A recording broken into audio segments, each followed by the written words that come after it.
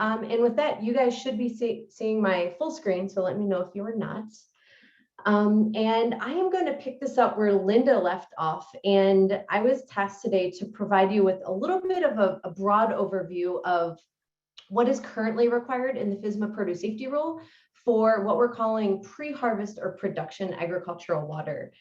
And I wanted to frame this discussion around the Produce Safety Rule because this is a federal regulation.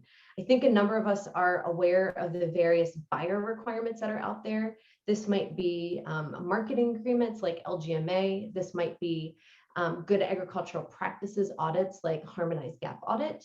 But the thing that sets the FSMA Produce Safety Rule apart is that it's a federal regulation, so that growers cannot opt out of this regulation if they're covered by the rule. And I did want to remind you that even though I'm talking about the Produce Safety Rule requirements as a framework for assessing water, I want to remind you that markets may have their own expectations and requirements. And I'm going to touch a little bit on some additional third-party audit requirements a little bit later. And the reason we're talking about production water today, or agricultural water, is that there is, when you look at agricultural water across the United States, there are many factors that impact the quality of water. Water source, how it's being applied, how close to harvest that is being applied. And I know Ronnie is going to touch on many of those factors in the next presentation. But production water has also been, it's been a factor in several past outbreaks, even if production water was not specifically implemented if it was not specifically the cause of the outbreak. It has been shown that this water has increased the effect and increased the severity of past outbreaks, things like the E. coli 2006 spinach outbreak, and even implicated in the Yuma outbreak in the FDA report. So this is one of the big reasons that we're discussing agricultural water today, and why we have such a focus on assessing risk, water testing, and water system inspections. And I wanted to remind you, as Linda mentioned earlier, that currently when we're talking about the FSMA Produce Safety Rule, there is currently an extension of the compliance dates for Subpart E. And I looked at the participants, and it looks like many of you are probably familiar with this slide. But I wanted to highlight one of the reasons that FDA has extended this compliance date. And essentially, they are allowing time to address questions about the practical implementation with certain provisions and how to consider how they might further reduce the regulatory burden. So we are, as Linda mentioned, we are waiting to see what these changes might be to the production water and all the requirements of Subpart E. However, we are still recommending that growers go ahead with water testing, water system assessments. But I would be remiss if I did not mention this right up front. And I also wanted to remind you all of the compliance dates that we are currently looking at for these water-related requirements. And so for those of you who are familiar with this slide, in March 2019, FDA published a final rule that gave an additional 4 years for the other produce safety rule compliance dates. So I just wanted to highlight and put into perspective the timeline we're looking at, that for those all other businesses, those larger businesses, we are looking at a compliance date of late January 2022. So how that is going to be implemented, I guess we will see, but we are still awaiting those adaptations to Subpart E. And with that, I wanted to talk a little bit about what the requirements are currently in the FSMA Produce Safety Rule for agricultural water. And I wanted to first highlight this qualitative requirement in the rule. And that states that all agricultural water must be safe and of adequate sanitary quality for its intended use. And the question that I often get when working with growers is, how do you know if your water is safe and adequate? And in the produce safety rule, FDA sort of took a multi-pronged approach to helping growers evaluate that water quality. And that's really what we're going to be talking about through the rest of the webinar today, and in next week's webinar on water treatment. So in the produce safety rule, sort of this multi-pronged approach was first establishing or requiring a visual inspection of the water source and the distribution system. So taken as a whole, this would be essentially an inspection of that entire water system. So where's the water coming from and how is it getting to the crop specifically? And this is something that Ronnie is going to spend quite a bit of time talking about in the next presentation. The second approach is more of a numerical quantitative approach, and that is requiring microbial water testing directly from the source. And the reason I'm sharing this information with you today, even if the specific requirements in the produce safety rule are going to change, there are a number of food safety programs out there, including GAPS audits, that share this similar approach to evaluating water quality. So first, requiring some kind of visual inspection, just understanding what's going on with your water source and the water system, and then also requiring some kind of testing, because it's very difficult to visualize all the contamination that is out there, that can be out there. So first, just really giving a broad overview of the inspection requirement for agricultural water sources and distribution systems. In the produce safety rule, it requires that water sources and distribution systems must be inspected at least annually. And the quote that they include in the rule is "to the extent under your control." And then additionally, there's a requirement to keep water sources free of debris, trash, domesticated animals, and other hazards. So again, this is taking a look at your water system, trying to manage anything under your control. So this could be the portion of the canal that you're working with. This could be your pond, your well, anything that is under your control. And then there is a documentation requirement that this water inspection has to be documented. And I did want to highlight for this specific requirement in the produce safety rule, having a supervisor review is not specifically required. However, it is recommended.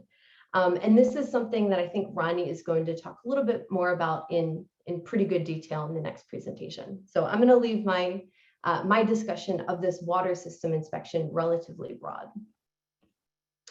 I did want to highlight for anybody who is not familiar with the Produce Safety Alliance required records fact sheet, I wanted to highlight that we have a very basic water system inspection record template. So if you are working with growers or you are a grower, you're considering how to get into or start your water inspections, we have a very broad template on our website, and I'll link to that in the chat box. And I know that Ronnie and Linda are going to share additional resources that are a little bit more prescriptive and checklist based, but this is one option to go with if you wanted something relatively flexible. So I mentioned that there were a couple of sort of prongs to evaluating and assessing risk on the farm when it comes to production water. And I mentioned to start off with this water system inspection. The second part is actually taking a water test. And this is really the only way to quantitatively evaluate the microbial quality. And even for growers who are not covered under the produce safety rule or are trying to comply with other GAP audits or other buyer requirements, understanding the quality of their water, the actual numerical water quality, can help with decision-making in the future. So it can really help a grower determine what the appropriate use is. So if they're considering using a well, is it appropriate for washing produce as well as production water actually on the farm? And if the requirements or if the test results are a little high, what additional corrective measures might need to be taken? So it can really help them understand that long-term quality. And in the FSMA Produce Safety Rule, These microbial criteria are really based on generic E. coli, and this is a very common requirement no matter the food safety program that the grower is working with. And as a review, when we talk about generic E. coli, it's essentially an indicator of fecal contamination. So we're not directly testing for pathogens. When we do this testing, it's really testing for some kind of indicator of, is there fecal material or is there contamination in this water? And in the FSMA Produce Safety Rule, the requirements change a little bit based on a few different factors. And I'm not going to get into the nitty-gritty of testing requirements because that may change in the future, particularly for Subpart E. However, I wanted to highlight that when we're looking at managing water, according to the Produce Safety Rule, it takes a couple of different risk factors into account. So Linda already mentioned, does this water come in direct contact with the produce? Because in the regulation, the only water that is regulated by the Produce Safety Rule is that directly contacts the harvestable crop. So if it contacts the harvestable crop, the risk is potentially there to cause some source of contamination. One of the other factors that we look at is, what is the water source? And that is going to impact how often growers are required to sample. And even though I'm talking about this in the context of the Produce Safety Rule, of the regulation, the same factor applies to numerous good agricultural practices audits. So generally speaking, if the water is coming from an open water source, something like a canal or a stream or a pond, depending on where you are in California or in the country, then oftentimes it's going to be considered surface water and the requirements for testing are going to increase. Public water supply, it depends on the audit that the grower is working with, but in the Produce Safety Rule, additional water testing is not specifically required. However, some audits do require a test every year. So it really depends on the audit. But generally, the idea is that it's considered lower risk so that the testing requirement is going to be at a lower frequency.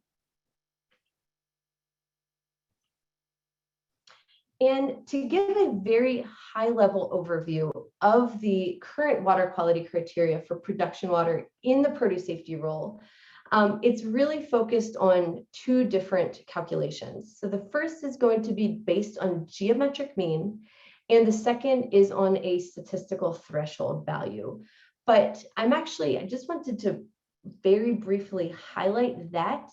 But I actually want to encourage you, because we're not sure how these requirements might change in the near future, I want to encourage you to think about using the water testing results that growers might get in this method instead. So using these testing results as a way to visualize water quality trends.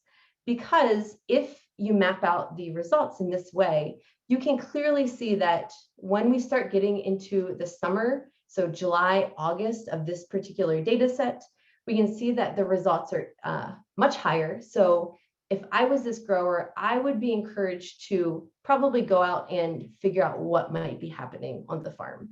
And this particular data set reminds me of a grower that I've worked with in the past where they had a pond. This was in the Northeast US where I used to work. And in this particular data, this was from a pond where the grower was doing monthly water sampling. It was part of a project that we were doing.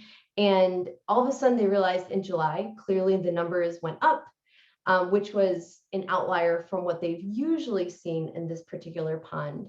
And in this case, it happened that they did a lot of deer hunting on the farm to call the deer population. And in this case, the field dressing site where the hunters were taking the deer, kind of gutting them, was very, very close to the water source. So what happened was July came, there were a lot of rains similar in August, and a lot of that contamination kind of flowed directly into the pond. So even though when this grower did the calculations, their calculations were generally under the criteria.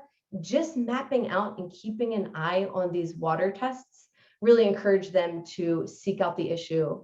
And what they ended up doing was they ended up moving the field dress site for the deer far away from the water source, and they were actually able to solve the problems that they had. So just a reminder that even though the water testing requirements and some of these agricultural requirements in Subpart E might change in the near future, the concepts are still there and still very important to take this data and the water testing data and make decisions with it. So I did very briefly want to highlight some corrective measures. So in the produce safety rule, we call these corrective measures because these are specifically currently included in the regulation. But in the produce safety rule, if the water source does not meet the criteria that are established, then there are a couple of ways that the growers can react or decisions that they can make. And I wanted to really highlight number 2 and number 3. Number 2, as I mentioned in my example, re-inspecting the water system, identifying a change and making changes, as well as documenting that change. I think this is something that Ronnie is going to talk about next in a little bit more detail. But I've seen this corrective measure be very successful.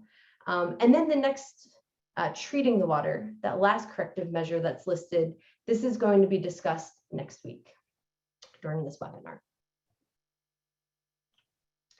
And I know I had a very large focus on the FSMA Produce Safety Rule in this segment, but I did want to remind you that even though Subpart E may be under an extension, there are still other relevant sections to the rule that apply. And when I work directly with growers during grower training courses or GAPS trainings, I still try to remind them of this, that even if the Subpart E agricultural water requirements are currently on hold, the extension dates have been extended, they still have to consider the concept of water quality in the whole focus of food safety. I specifically wanted to highlight 112.11 in the produce safety rule. So this is under Subpart B, which is general requirements. So this requirement still applies. And I like to think of this as the food safety catch-all. This states that covered farms must take appropriate measures to minimize risk of serious adverse health consequences from covered produce, including preventing introduction of reasonably foreseeable hazards. And the idea here, and I believe Don is going to talk a little bit more about this in the last session today, but the idea here is that if an inspector or if there is some kind of adverse health effect from produce grown on a farm, the grower is still going to be liable and they're still going to be responsible. So if, for example, that production water that was used on the farm had sewage in it or somehow caused a foodborne outbreak or some kind of issue, then that covered farm is still going to be held responsible under 112.11. So we encourage growers to still do the water testing, do the water system assessments, even if Subpart E is not currently being inspected on. Additionally, I wanted to highlight the requirement in the Food, Drug, and Cosmetic Act. So for anybody who has never heard of the Food, Drug, and Cosmetic Act, or FD&C, this was passed in 1938, so it's a pretty old piece of food safety regulation. It established the FDA, but that establishes a definition of adulteration. And the FD&C prohibits the sale of adulterated produce into interstate commerce. So I encourage growers that they still cannot write off water quality. It is still something that we encourage them to consider when it comes to food safety because it can be such a risk. And then lastly, I encourage growers to consider any additional buyer requirements. So that might be if they're participating in the LGMA or other market agreements, if they are audited by Primus or USDA or State Department of Agriculture for harmonized gap audit or other gap audits. So we often say that the FSMA Produce Safety Rule really establishes baseline requirements. And oftentimes we see buyer requirements kind of build up upon that basis and kind of have additional requirements. So do consider your buyer requirements, because oftentimes they do include some kind of water testing or some kind of water system inspection. And I did want to mention here that if you read through a number of good agricultural practices audits, the basic framework for your water assessment aligns pretty closely with the produce safety rule.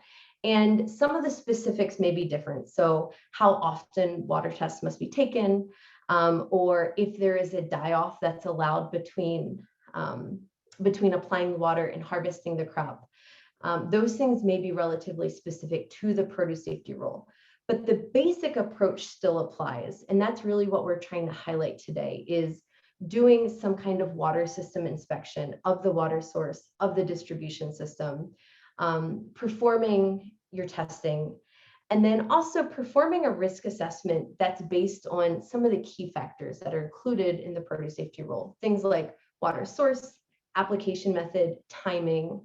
And the screenshot that I took below at the bottom of the slide is directly from the harmonized gap standard. So anybody who is not familiar with the harmonized gap or HGAP, that is a standard that's held by United Fresh. And the idea is that it was supposed to harmonize a number of different food safety audits. And the harmonized standard takes a risk assessment approach in a number of different factors on the farm, but specifically looking at the water system. I'm not going to read it to you, but it really highlights some of those factors that I've already mentioned. So what is the water source being used, timing, things like that, and encourage growers to make risk-based decisions based on that information. So even though the very specifics of the rule may adapt a little bit, I do believe that that basic framework is still going to be there. So I wanted to wrap up with this slide, just an encouragement that while we wait for the FSMA Produce Safety Rule requirement, the changes to Subpart E, I just want to encourage growers to keep doing what they're doing. So if they're already taking water tests to comply with other gap audits, just keep doing what is making your buyers happy. Don't change anything based on Subpart E as it's currently written, and stay tuned, because hopefully we'll hear some news soon. So with that, I wanted to leave off on the Produce Safety Alliance slide. I believe many people listening in, I recognize a lot of familiar names, so you're probably relatively aware of our website. But the template that I mentioned, I'll drop the link in the chat box, but that template I mentioned is under resources. So if you click that drop down tab, you will find it. And like Linda said, once we do hear about updates to Subpart E or any other updates, we will send out a communication via our listservs, and we'll probably host an educators call on it as well.